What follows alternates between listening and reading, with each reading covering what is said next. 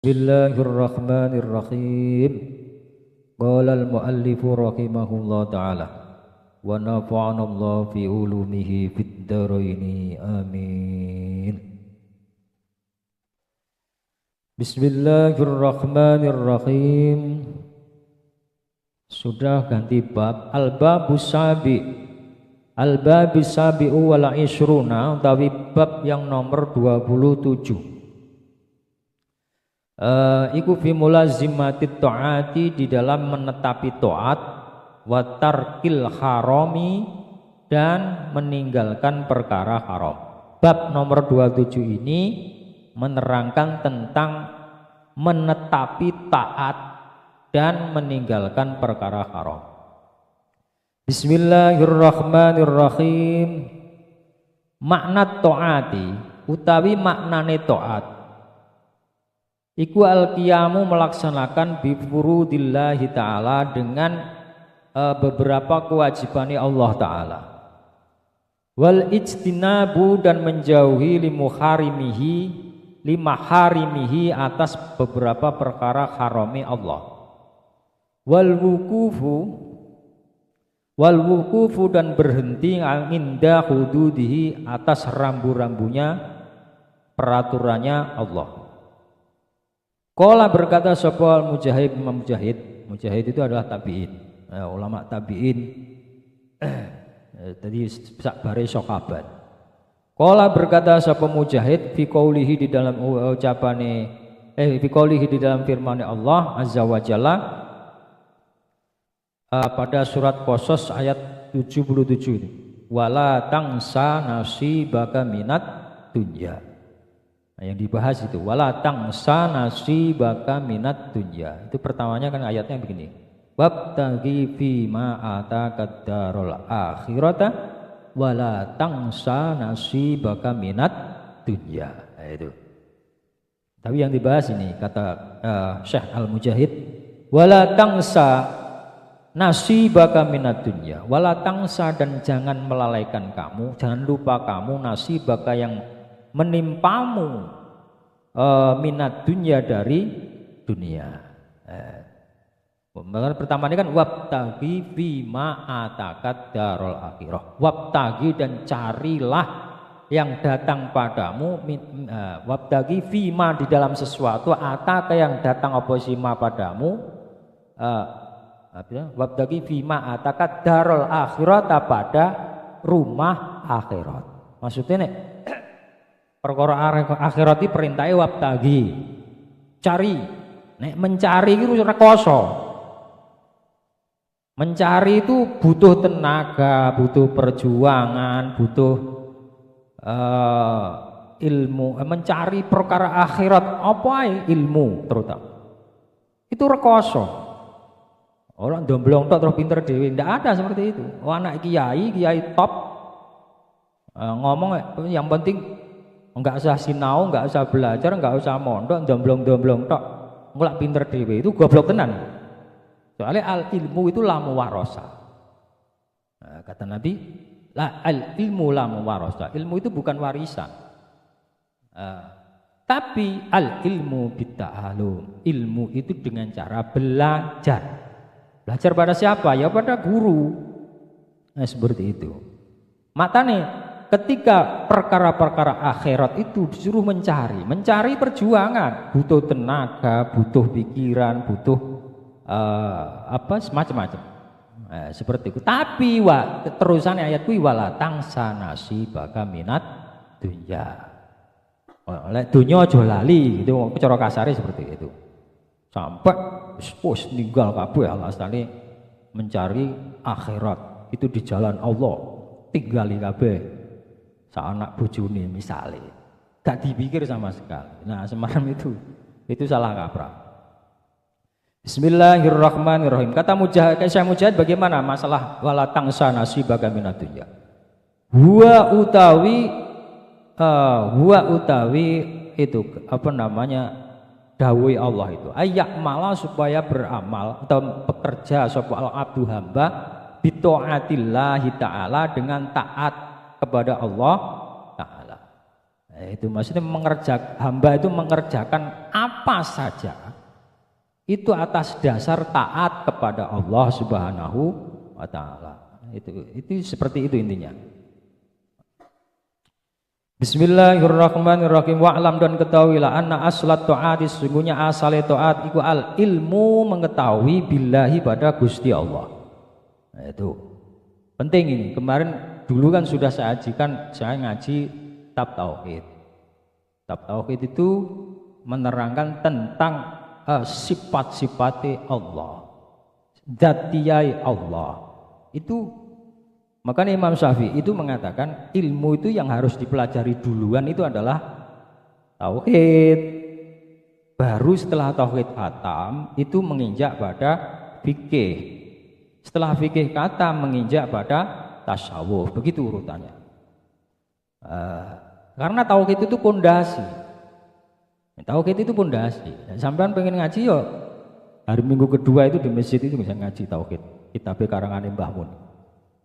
Khuridatul Bahiyah. Jadi kita harus dingerteni, kita mengerti Allah yang kita sembah itu harus ngerti. Allah itu sifatnya bagaimana. Lah kita menyembah tapi tidak mengerti sifat-sifatnya Gusti Allah. Itu ya keliru. Nah, cara ulama tauhid ya keliru. Ya punya pangeran yang gak eruh sifat-sifatnya. Nah, itu keliru. Bismillahirrahmanirrahim. Anna aslat ta'ati, sesungguhnya asal taat itu ilmu, mengetahui billahi pada Gusti Allah. Wal khaufu, nah ini taati asalnya itu. Wal khaufu, dan takut minallah, dari Gusti Allah. War raja'u, dan berharap billahi, di dalam Gusti Allah. Wal muraqabatu, dan mendekatkan diri lillahi, karena Allah. Itu tadi. Jadi taat ini seperti itu. Jadi mengerti Allah, takut dari Allah, berharap di dalam Allah, dan mendekatkan diri karena Gusti Allah. Itu kesimpulannya. Karena ini terusannya gini dari apa Imam Ghazali. Fa idza tajarradal abdu an hadhil kisal lam yudrak haqiqatal iman. Kalau tingkah tadi 4 tadi, jadi mengetahui Allah, takut dari Allah, berharap di dalam Allah, mendekatkan diri karena Allah, itu tidak ada di dalam sifat-sifat itu tidak ada dalam hamba itu, maka lam yudrok hakikatal iman, tidak ditemukan hakikatnya iman. Dia ngomong iman itu hampa. Seperti itu. Li'annahu, karena sesungguhnya kelakuanku lam tasika, tidak sah apa taat lillahi, karena Allah, illa ba'dal ilmi bih. Oh ini. Karena sesungguhnya tidak sah taatnya karena Allah itu kecuali setelah mengetahui Allah sebagai Tuhan. Tahu ya apa? Ya sifat-sifatnya. Jadi gini Pak, penting ilmu tauhid itu penting. Ilmu tauhid itu penting. Jadi kita bertuhan itu benar-benar mengakui di dalam hati kita ada sifat mengagungkan kepada Allah Subhanahu wa taala. Walaupun 1 biji saja. Itu di dalam kitab ini nanti terusannya ada begini. Ketika di dalam hati seorang hamba itu ada rasa mengagungkan kepada Allah Subhanahu wa taala, walaupun cuma 1 biji beratnya, itu alam itu akan merespon. Jadi udara, air itu akan merespon ketika di dalam hati kita itu ada sebiji saja beratnya itu, ada rasa mengagungkan Allah Azza wa Jalla. Tapi mengagungkan itu, mahabbah itu bisa seperti itu atas dasar mengetahui, ilmu, mengetahui dulu. Itu seperti itu. Nek gak ngerti gak bakal punya mahabbah yang beratnya, apalagi beratnya sebesar macam-macam. Ini hanya mahabbah sebesar biji, seberat biji, yang mahabbah intinya mengagungkan Gusti Allah. Nah, ada terusannya tadi. Itu direspon alam, air, udara itu merespon semua. Kalau di dalam hatinya hamba ada seperti itu. Nah, kau percaya Allah, kau tahu siapa Tuhanmu? Allah saja, tapi nggak mengerti sifat-sifat Gusti Allah. Sifat Allah itu kita tahu, kita mengerti sebagai Tuhan. Apa? Oh, gak bisa dilihat Allah dengan mata kepala, tapi bisa dilihat dengan apa namanya ainul absar, dengan mata hati, dengan kacamata iman. Nah, kacamata iman itu didapat atas dasar ayat, diikuti ayat tanda-tanda kekuasaan Gusti Allah bersama alamat-alamat yang dibawa oleh Allah Subhanahu wa taala, sehingga hati ini selalu mengagungkan Allah Subhanahu wa taala. Itu seperti itu. Contoh adanya alam semesta ini nggak mungkin. Nah, ini cara tauhid. Nggak mungkin tiba-tiba ada, itu nggak mungkin. Pasti ada yang mengadakan. Nah, pasti ada yang mengadakan. Ya, siapa yang mengadakan? Yang mengadakan berarti yang paling super. Kalau dalam bahasa tauhid namanya wajibil wujud. Adanya wujudnya alam ini, Pak, kok ada, kok wujud, itu pasti ada yang mewujudkan. Yang mewujudkan itu adalah mempunyai predikat super. Kalau dalam bahasa tauhid disebut wajibil wujud. Seperti itu. Kalau misalkan ada sendiri tanpa tidak ada yang mewujudkan, itu jelas mustahil. Akal pun tidak pernah menerima. Nah, itu pasti yang mewujudkan adalah wajibil wujud. Dat yang wajib wujudnya. Siapa itu? Allah Subhanahu wa taala. Dan tidak mungkin Allah itu, Tuhan itu banyak sekali. Dan Allah itu ahad, satu-satunya Allah, itu tidak bisa dibagi-bagi. Walaupun dibaginya itu dengan yang bagian terkecil dari satu benda itu, tidak bisa dibagi. Satu, Allah ahad, satu tidak bisa dibagi-bagi. Itu begitu dalam tauhid. Nah, harus ngerti semacam itu. Bismillahirrahmanirrahim. Ketika kita sujud Allahu Akbar, kita menyembah itu benar-benar ngerti Tuhan kita, tapi bukan mengerti lewat mata. Nanti ada pertanyaan di sini. Ada seorang Arabi yang tanya kepada seorang ulama, itu tanyanya seperti itu. Kowe nyembah dino iki apa kowe ngerti karo pangeranmu? Jawabnya ngerti. Bismillahirrahmanirrahim. Li'annahu lam tasikatu, sesungguhnya kelakuan itu lam tasikatu tidak sah atau taat lillahi karena Allah illa ba'da ilmi. Taat itu tidak sah kecuali dia mengerti Allah dulu. Baru mengerti Allah berarti taat. Nah, seperti itu. Lek taat dulu tanpa mengerti Allah itu modelnya gimana? Allah sifatnya bagaimana? Nah, semacam itu lam tasikala cara ulama tasawuf. Gak sah taatnya.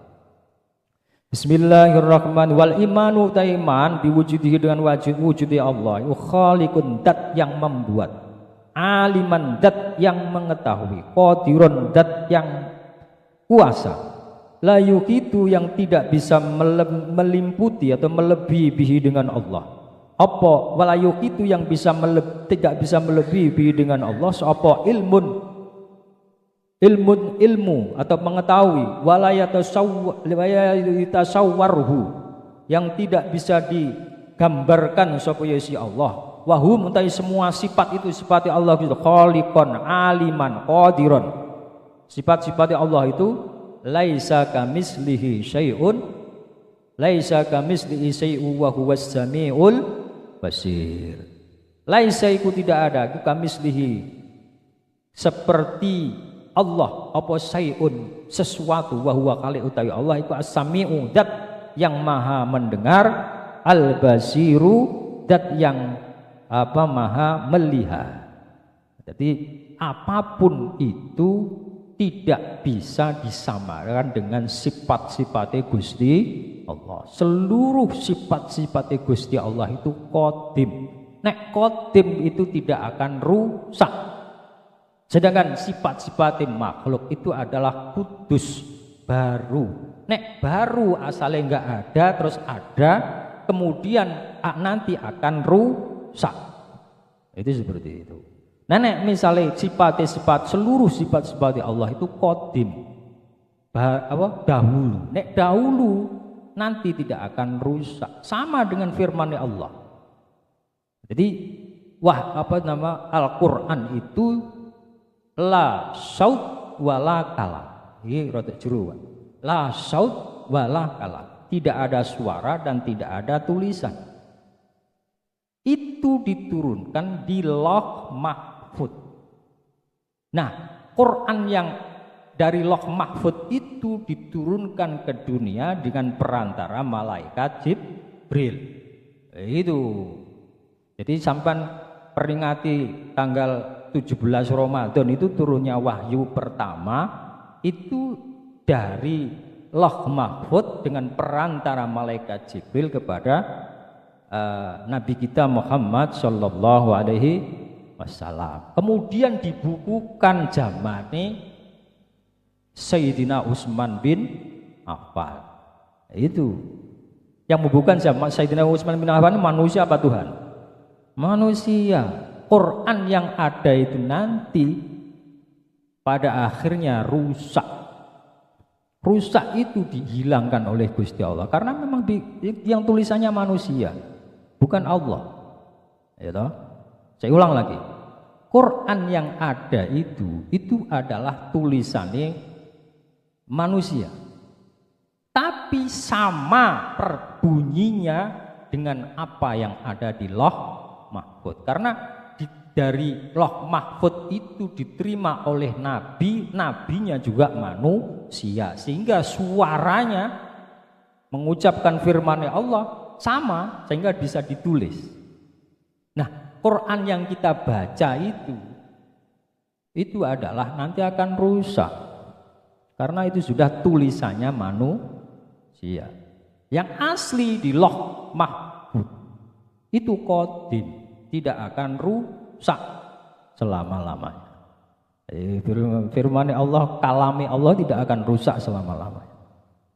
Dipahami ini Quran itu nanti juga akan dicabut oleh Gusti Allah, rusak. Sebab itu adalah sudah dari manusia, maksudnya tulisannya manusia. Karena Kanjeng Nabi dawuh sesuai firman Allah, karena nabinya juga manusia sehingga ucapannya Nabi itu bisa ditulis. Karena nabinya juga manusia. Tapi Quran yang ada ini sama dengan yang ada di Lauhil Mahfuz. Karena berarti dulu ada pertanyaan. Berarti Quran itu bikinan manusia, berarti Quran disentuh gak batal, Pak? Gak apa-apa. Ya enggak, tetap la yamassuhu illal mutahharun. Tidak bisa menyentuh Quran kecuali orang yang bersuci. Ora iso masuk Quran itu terus sak penake dibawa tanpa dia punya wudu ya enggak bisa. Atau haid misalkan, nifas misalkan, ya enggak bisa, tetap enggak bisa. Harus la yamassuhu illal mutahharun. Nah, tapi sejarah Quran seperti itu. Kalame Gusti Allah qadim. Nek qadim berarti gak rusak.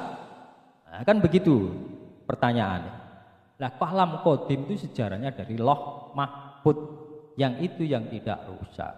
Adapun setelah proses diterima Kanjeng Nabi terus dibukukan oleh Sayyidina Utsman, itu yang membukukan adalah manusia. Dan kalau manusia berarti nanti akan rusak, dicabut oleh Gusti Allah. Yang asli itu di Lauh Mahfuz, itu yang qadim.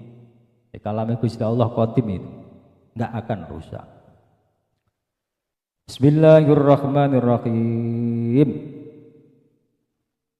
Khaliqan aliman qadirun la yuhitu bihi ilmun wa la yatasawwaruhu wa hum laisa kamitslihi syai'un wa huwas samiul basir. Jadi pangeran itu aku mau tahu tadi malam itu munajat roh pangeran misalnya. Itu jelas orang keblinger dengan setan. Tidak bisa. Tuhan itu nggak bisa diserupakan dengan orang. Ya Pak.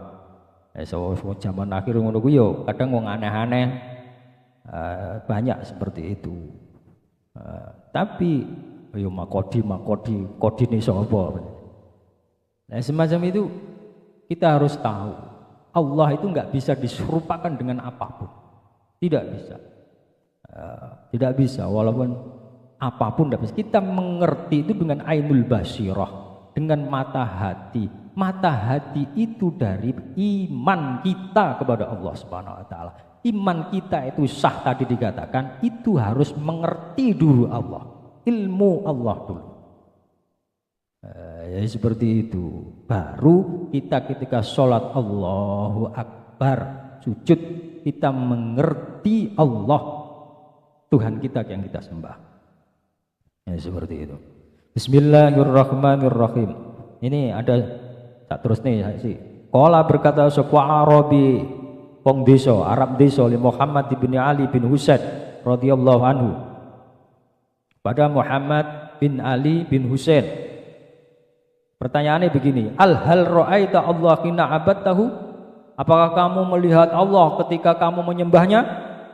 Qala lima lam akun a'budu man